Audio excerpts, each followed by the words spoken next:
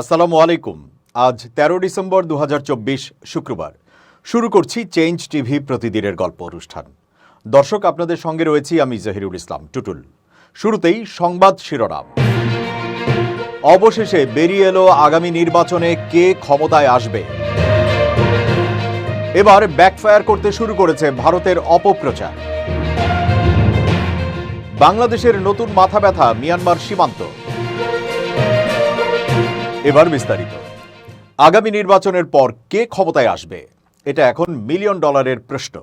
বিভিন্নভাবে এই নিয়ে জরিপও হচ্ছে, তবে একটি জরিপ বেশ চাঞ্চল্য তৈরি করেছে।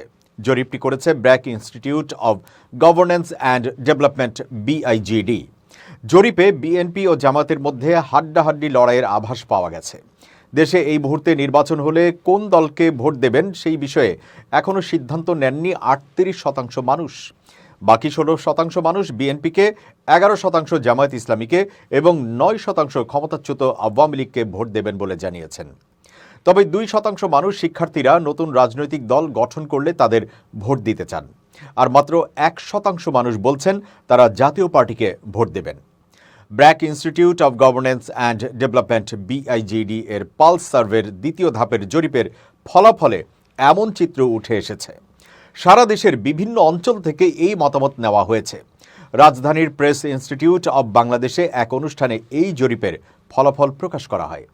BIGDর আয়োজনে অভ্যুত্থান পরবর্তী বাংলাদেশ মানুষ কি ভাবছে শীর্ষক এই অনুষ্ঠানে প্রতিষ্ঠানটির গবেষণা সহযোগী শেখ আরমান তামিম অনুষ্ঠানে জরিপের ফলাফল তুলে ধরেন। চলতি বছরের ১৫ থেকে ৩১ অক্টোবর পর্যন্ত এই জরিপ পরিচালনা করা হয়।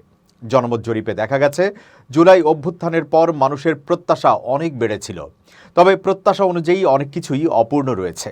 ভবিষ্যৎ নিয়েও জনমনে উৎকণ্ঠা দেখা দিয়েছে। তবু উত্তরদাতাদের ৫৬% বিশ্বাস করেন বাংলাদেশ রাজনৈতিকভাবে সঠিক পথে অগ্রসর হচ্ছে। অন্যদিকে ৩৪% মনে করেন দেশ ভুল পথে যাচ্ছে।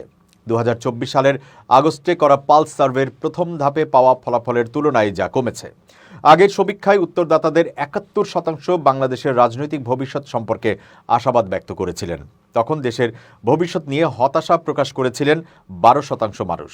এই জরিপে সারা দেশের বিভিন্ন অঞ্চলের ৪,১৫৮ জনের থেকে টেলিফোন সাক্ষাৎকারে মতামত নেওয়া হয়েছে। অনুষ্ঠানে ব্র্যাক বিশ্ববিদ্যালয়ের BRAC institute of governance and ডেভেলপমেন্টের senior research fellow doctor Mirza M Hasan বলেন, জুলাই বিপ্লবের পর আগস্টে মানুষের আশা বেড়েছিল, তবে পরে বিভিন্ন পরিস্থিতিতে এই আশা পূরণ না হওয়ায় জনসাধারণ তাদের ভবিষ্যৎ নিয়ে চিন্তিত। প্রাতিষ্ঠানিক সংস্কারের সময় সরকারকে জনগণের এই উদ্বেগের কথা বিবেচনা করতে হবে। অন্তর্বর্তী সরকারের চেয়ে নির্বাচিত সরকার দেশ ভালো পরিচালনা করবে কি না এমন প্রশ্নে ৭৯% উত্তরদাতা নির্বাচিত সরকারের পক্ষে ভোট দিয়েছেন। দ্বিমত প্রকাশ করেছেন ১৫%। প্রধান উপদেষ্টার প্রেস সচিব শফিকুল আলম বলেন, আমরা জানি যে বর্তমানে দেশে কিছু চ্যালেঞ্জ রয়েছে, তবে এটাও মনে রাখা দরকার অন্তর্বর্তীকালীন সরকার যখন দায়িত্ব নেয় তখন দেশের অর্থনীতি ও রাজনীতি ভঙ্গুর অবস্থায় ছিল। এই সরকার দায়িত্ব নেওয়ার পর মাত্র ৪ মাস অতিবাহিত হয়েছে। এই সংক্ষিপ্ত সময়কালে একাধিক জটিল সমস্যার সমাধান করা অত্যন্ত কঠিন বটে, তবে আমরা সকলে মিলে দেশের উন্নয়নের লক্ষ্যে কাজ করার জন্য দৃঢ় প্রতিশ্রুতিবদ্ধ। ভারতের অপপ্রচার এবার ব্যাকফায়ার করতে শুরু করেছে।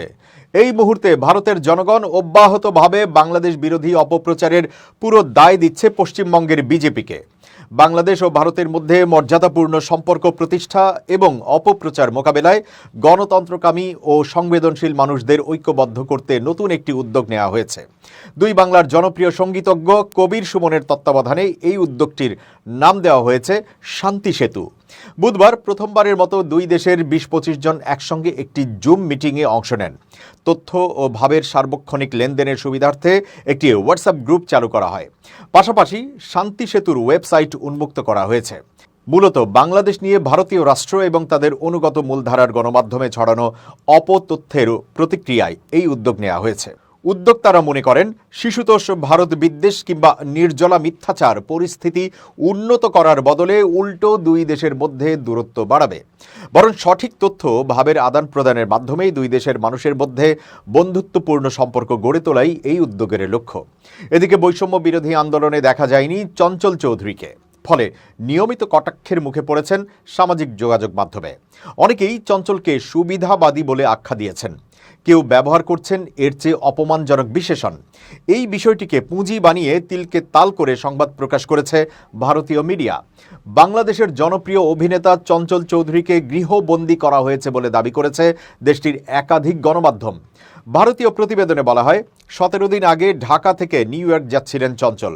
দুবাই হয়ে নিউ ইয়র্ক যাওয়ার কথা ছিল তার, কিন্তু বিমান ছাড়ার কিছুক্ষণ আগে কয়েকজন বিএনপি নেতা ও সেনা সদস্যরা বিমানে উঠে চঞ্চলের কাছে জানতে চান তিনিও কি দেশ ছেড়ে পালাচ্ছেন। জবাবে অভিনেতা বলেন কাজের জন্যই নিউ ইয়র্ক যাচ্ছেন তিনি। এরপরই নাকি অভিনেতাকে বিমান থেকে নামিয়ে গৃহবন্দী করা হয় তাকে। বর্তমানে নিজের বাড়িতেই রয়েছেন চঞ্চল। তবে ভারতীয় গণমাধ্যমগুলোর এসব মন গড়া প্রতিবেদনে কোনো বিশ্বস্ত সূত্র কিংবা চঞ্চলের বক্তব্য তুলে ধরেনি। এমনকি অভিনেতার ঘনিষ্ঠ কারো বক্তব্য উল্লেখ নেই সংবাদে। বিষয়টি নিয়ে মুখ খুলেছেন চঞ্চল চৌধুরী। অভিনেতা বলেন, এমন কোনো ঘটনাই ঘটেনি আমার সঙ্গে, এই খবরের কোনো সত্যতা নেই, পুরোপুরি মিথ্যা। এমনকি গত কয়েক মাস যাবৎ কোনো সাংবাদিকের সঙ্গেই আমার কথা হয়নি। কিভাবে এ ধরনের সংবাদ প্রকাশ করা হলো তা আমার জানা নেই। তথ্য ও সম্প্রচার মন্ত্রণালয়ের উপদেষ্টা নাহিদ ইসলাম বলেছেন, অন্তর্বর্তী সরকার নতজানু পররাষ্ট্র নীতিতে বিশ্বাস করে না। ন্যায্যতা ও সমতার ভিত্তিতে অন্যান্য দেশগুলোর সঙ্গে সম্পর্ক স্থাপন করা হবে। বেগম রোকেয়া বিশ্ববিদ্যালয়ের 16তম প্রতিষ্ঠা বার্ষিকীতে তিনি এসব কথা বলেন। অন্তর্বর্তী সরকারের তথ্য উপদেষ্টা বলেন, এই সরকারের বয়স মাত্র 4 মাস। আমাদের একটু সময় দিতে হবে। দেশে আইন শৃঙ্খলা সংস্কার সহ বেশ কিছু ইস্যু আছে। আহতদের চিকিৎসায় কাজ করছি, ধীরে ধীরে সব বিষয়ে কাজ শুরু করা হবে। তিনি বলেন, পরাজিত পতিত ফ্যাসিবাদ রাজপথে থেকে পরাজিত হয়ে এখন অনলাইনে শক্তি প্রদর্শন করছে। ফেসবুকে প্রচুর গুজব রটানো হচ্ছে, ফেক আইডি খুলে বিভিন্ন মিথ্যা তথ্য ছড়ানো হচ্ছে। আমরা যেন মিথ্যা তথ্য ও গুজবে বিশ্বাস না করি। ভারতের মিডিয়ায় বাংলাদেশ ইস্যুতে অপপ্রচার নিয়ে নাহিদ বলেন, ভারত চায় যে বাংলাদেশে উগ্রবাদ চলছে সেটা দেখাতে। তাদের দেশে যে উগ্রবাদ আছে সেটি পুষ্ট হয় মূলত সেই ধরনের অপপ্রচার সবসময় ছিল। এই উপদেষ্টা বলেন, রংপুর বারবারই অবহেলিত ছিল। এখানে কম বাজেট দেওয়া হয় এবং তার দ্বিগুণ 3 গুণ বাজেট দেওয়া হয় গোপালগঞ্জে। এই বৈষম্যের বিরুদ্ধে আমাদের লড়াই ছিল। প্রধান উপদেষ্টা যে প্রতিশ্রুতি দিয়েছেন আমরা সেই অনুযায়ী কাজ করছি। রংপুরের প্রতি যে অবহেলা বৈষম্য সেটি আমরা অবশ্যই দূর করব এবং রংপুরকে বাংলাদেশের উন্নত জেলা ও বিভাগ হিসেবে গড়ে তোলা হবে। তিনি বলেন, আবু সাইদ যে বিশ্ববিদ্যালয়ের ছাত্র এবং যে বিশ্ববিদ্যালয়ে গণ অভ্যুত্থানের লড়াই শুরু করেছে সেই বিশ্ববিদ্যালয়ে ছাত্র শিক্ষক অবহেলিত থাকবে না, তাদেরকে সর্বাত্মক অগ্রাধিকার দেওয়া হবে। আওয়ামী লীগের রাজনৈতিক মৃত্যু হয়ে গেছে। দেশকে যারা সম্মান করে না তারা দেশে কারো কাছে ভোট চাইবে কি করে? এরকম আগ্রাসী রাজনৈতিক দলকে দেশের মানুষ আর চায় না বলে মন্তব্য করেছেন জামায়াতে ইসলামীর আমির ডাক্তার শফিকুর রহমান।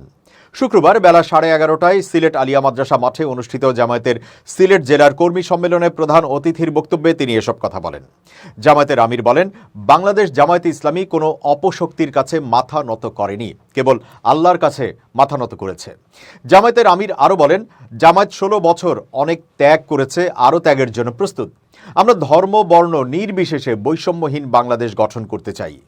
তিনি বলেন, পরাজিত শক্তি ফ্যাসিস্ট শক্তি কখনো আনসার লীগ, চাকুরি লীগ, ইসকন লীগ হয়ে দেশকে অস্থিতিশীল করার ষড়যন্ত্র করেছিল। কিন্তু বাংলাদেশের মানুষ দায়িত্বজ্ঞানহীন নয়, বরং ধৈর্যের পরিচয় দিয়ে রাষ্ট্র গঠনে ভূমিকা রাখছে। সমাবেশে তিনি সাবেক স্বৈরাচার সরকারকে ইঙ্গিত করে আরও বলেন, খুনিরা গর্তে ঢুকেছে কিন্তু বিদেশে বসে ষড়যন্ত্রকারীরা দেশের শান্তি বিনষ্টের চেষ্টা চালাচ্ছে। কিন্তু জামায়াত ইসলাম দেশের স্বাধীনতা ও সার্বভৌমত্ব রক্ষায় দেশের সব মানুষের সঙ্গে ঐক্যবদ্ধ। ডাক্তার শফিকুর রহমান বলেন, বাংলাদেশ জামায়াতে ইসলামী এমন এক বাংলাদেশ গড়তে চায় যেখানে নারী পুরুষের সম অধিকার থাকবে। বৈষম্যহীন বাংলাদেশ গড়াই জামায়াতে ইসলামীর একমাত্র লক্ষ্য। সেজন্য দেশের জনগণের পূর্ণ সহযোগিতার দরকার। আর জনগণকে কাছে টানতেই ইতিবাচক রাজনীতি করছে জামায়াতে ইসলামী। একটি রাজনৈতিক দলকে ইঙ্গিত করে ডাক্তার শফিকুর রহমান আরও বলেন, পাড়া মহল্লায় চাঁদাবাজি হচ্ছে, এদের বিরুদ্ধে প্রতিরোধ গড়ে তুলতে হবে। আমরা দুর্নীতি করি না, কাউকে করতেও দেব না। এ কাজ জামায়াতের একার পক্ষে সম্ভব নয়, এতে জনসাধারণকে সম্পৃক্ত করতে হবে। দৈনিক দেশ রূপান্তরের প্রধান শিরোনাম করা হয়েছে, নতুন মাথাব্যথা মিয়ানমার সীমান্ত। খবরে বলা হয়, মিয়ানমারের মংডু শহরের নিয়ন্ত্রণ নেওয়ার দাবি করেছে দেশটির সশস্ত্র বিদ্রোহী গোষ্ঠী আরাকান আর্মি। এতে বাংলাদেশ মিয়ানমার সীমান্তের 270 কিলোমিটার সীমান্তের পুরোটাই আরাকান আর্মির নিয়ন্ত্রণে চলে গেছে। গত মঙ্গলবার মংডু দখলের ফলে বাংলাদেশে নতুন করে রোহিঙ্গা অনুপ্রবেশ এবং আগে আসা রোহিঙ্গাদের প্রত্যাবাসন প্রক্রিয়া দীর্ঘায়িত হওয়ার আশঙ্কা তৈরি হয়েছে। পাশাপাশি মিয়ানমারের সঙ্গে বাণিজ্যিক বিষয়েও বাংলাদেশের নতুন ভাবনার ক্ষেত্র তৈরি হয়েছে বলে মনে করছেন বিশ্লেষকরা। বাংলাদেশের সীমান্তবর্তী দুই দেশের মধ্যে সম্প্রতি ভারতের সঙ্গে সম্পর্কের টানাপোড়েন চলছে। এই অবস্থায় অপর প্রতিবেশী মিয়ানমার সীমান্তেও যে অস্থিরতা, তাতে নতুন সংকট তৈরি হলো। বিশ্লেষকরা মনে করছেন এই পর্যায়ে নিজেদের পক্ষ থেকেই নিরাপত্তা সতর্কতা জোরদার করা উচিত। একই সঙ্গে আরাকান আর্মির সঙ্গে আলাপ আলোচনার সুযোগ তৈরি করতে হবে। রোহিঙ্গা অনুপ্রবেশ ঠেকাতে আন্তর্জাতিক অঙ্গনেও বাড়াতে হবে কূটনৈতিক তৎপরতা। মিয়ানমার পরিস্থিতি প্রধান উপদেষ্টার দপ্তর এবং পররাষ্ট্র মন্ত্রণালয়ও পর্যবেক্ষণ করছে। রোহিঙ্গা সংকট ও সরকারের অগ্রাধিকারপ্রাপ্ত বিষয়াবলী সংক্রান্ত প্রধান উপদেষ্টার high representative doctor Khalilur Rahman ও পররাষ্ট্র উপদেষ্টা তৌহিদ হোসেনের মধ্যে এই নিয়ে গত মঙ্গলবার দুপুরে রুদ্ধদ্বার বৈঠক হয়েছে। মূলত মিয়ানমারে চলমান এই যুদ্ধে রাখাইন রাজ্যের রোহিঙ্গা সহযোগী সংগঠন আরাকান রোহিঙ্গা আর্মি ARA ও আরাকান রোহিঙ্গা স্যালভেশন আর্মি বা আরসা সহ কয়েকটি সংগঠনের অবস্থান ছিল জান্তা বাহিনীর পক্ষে, যে কারণে সীমান্তবর্তী আরাকান রাজ্যের নিয়ন্ত্রণ বিদ্রোহী গোষ্ঠী আরাকান আর্মির নিয়ন্ত্রণে যাওয়ার ফলে নতুন করে রোহিঙ্গা অনুপ্রবেশ ও বাংলাদেশ থেকে রোহিঙ্গা প্রত্যাবাসন দীর্ঘায়িত হওয়ার শঙ্কা তৈরি হলো। এদিকে পশ্চিম অঞ্চলের জান্তা বাহিনীর কমান্ড হেডকোয়ার্টার দখল সহ রাখাইন রাজ্যের নিয়ন্ত্রণ নিতে যুদ্ধ চালিয়ে যাচ্ছে আরাকান আর্মি। মূলত মিয়ানমারের জান্তা সরকারের বিরুদ্ধে লড়াই করা বিদ্রোহী গোষ্ঠী ব্রাদারহুড অ্যালায়েন্সের সদস্য আরাকান আর্মি। এই গোষ্ঠী গত বছর অক্টোবর থেকে হামলা চালিয়ে উত্তরের শান রাজ্যের অধিকাংশ নিয়ন্ত্রণে নিয়েছে। আরাকান আর্মি গত বছর নভেম্বর মাস থেকে হামলা চালিয়ে রাখাইনের 17টি শহরের মধ্যে 13টির নিয়ন্ত্রণ নিয়েছে। আরাকান আর্মি এখন দক্ষিণ রাখাইনের গাওয়া, তাউনগুপ ও আন শহরের নিয়ন্ত্রণ নিতে লড়াই করছে। ইতোমধ্যে আন শহরে 30টি জান্তা ঘাঁটি দখল করেছে আরাকান আর্মি। অন্য শহর অভিমুখেও এগিয়েছে বিদ্রোহী এই গোষ্ঠী। গত মঙ্গলবার মংডু শহরে নিয়ন্ত্রণ নেওয়ার দাবি করে আরাকান আর্মির বিবৃতিতে বলা হয়েছে, তুমুল লড়াইয়ের মুখে জান্তা বাহিনীর মিত্র হিসেবে পরিচিত Arakan Rohingya army, Rohingya militia, Arakan Rohingya salvation army ও রোহিঙ্গা সলিডারিটি অর্গানাইজেশন RSO এর বিরুদ্ধেও তারা হামলা চালিয়েছে। অব্যাহত হামলার মুখে তারাও ঘাঁটি ছেড়ে পালিয়েছে। এবার খুব জরুরি 1 মিনিট জানাচ্ছেন ইউনেস্কো ক্লাব পুরস্কার বিজয়ী সাংবাদিক আমিরুল মোমিনিন মানিক। খুব জরুরি 1 মিনিটে প্রত্যেককে আমন্ত্রণ। প্রিয় বন্ধুরা, অনেক সময় আমাদের অজানা বিষয়কেও আমরা বলে থাকি যে জানি। বন্ধুদের আড্ডায় অথবা গুরুত্বপূর্ণ কোনো সময়ে আমরা অবচেতন মনে বলে ফেলি যে হ্যাঁ জানি, হ্যাঁ পড়েছি, অথবা এই বিষয়ে আমাদের অভিজ্ঞতা আছে। কিন্তু যখন পুঙ্খানুপুঙ্খভাবে বিশ্লেষণ করা হয় বা জিজ্ঞেস করা হয়, তখন আমরা যখন উত্তর দিতে না পারি, তখন এটা প্রমাণিত হয় যে মিথ্যা বলেছি। সুতরাং যে বিষয়টি আপনি আমি জানি না, সেটা স্পষ্ট করেই বলা উচিত যে জানি না। এতে বরং সম্মান আপনার বাড়বে, মর্যাদা বাড়বে। কিন্তু যখনই আপনি না জেনেও জানার ভাব নেবেন, তখন একদিন হোক বা দুদিন হোক বা কিছুদিন পরে হোক আপনার মর্যাদা ক্ষুণ্ণ হবে। প্রিয় বন্ধুরা, আসুন এই বিষয়ে আমরা সতর্ক থাকি। দর্শক, এবার দেশের বাইরের প্রসঙ্গ। সিরিয়ায় বাশার আল আসাদের পতনের পর দেশটির বাফার জোন নিয়ন্ত্রণে নেয় ইসরায়েল। দেশটির প্রধানমন্ত্রী বেনিয়ামিন নেতানিয়াহু বলেছেন, আপাতত বাফার জোন থেকে সৈন্য সরিয়ে নিচ্ছে না ইসরায়েল। এই খবর দিয়েছে ভয়েস অব আমেরিকা। এতে বলা হয়, যুক্তরাষ্ট্রের বাইডেন প্রশাসনের জাতীয় নিরাপত্তা উপদেষ্টা জেইক সালিভানের সঙ্গে জেরুজালেমে এক বৈঠকের পর নেতানিয়াহুর দপ্তর জানিয়েছে যে গোলান উপত্যকার পাশের বাফার জোনে ইসরায়েলি সৈন্যরা ততদিন থাকবে যতদিন না সিরিয়ার দিকের কোনো বাহিনী ইসরায়েলিদের নিরাপত্তার বিষয়টি নিশ্চিত করছে।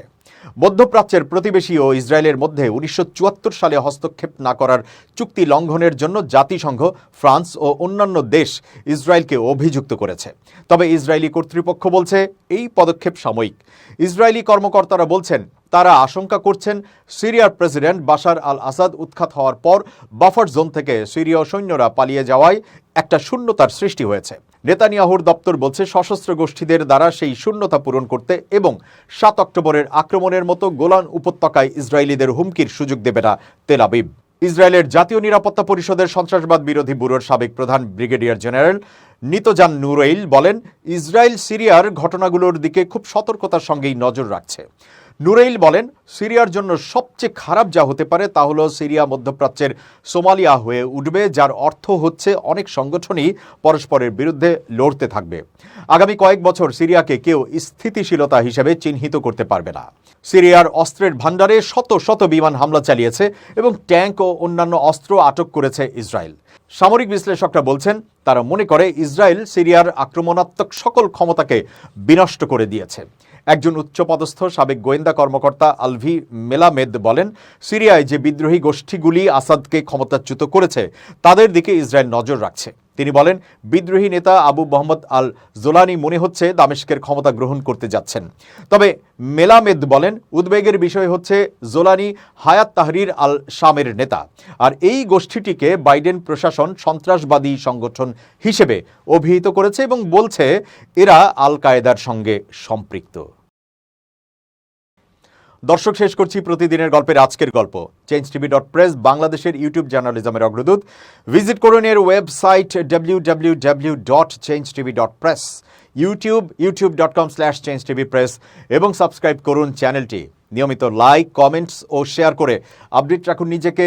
ভালো থাকুন, নিরাপদে থাকুন। শুভেচ্ছা নিরন্তর।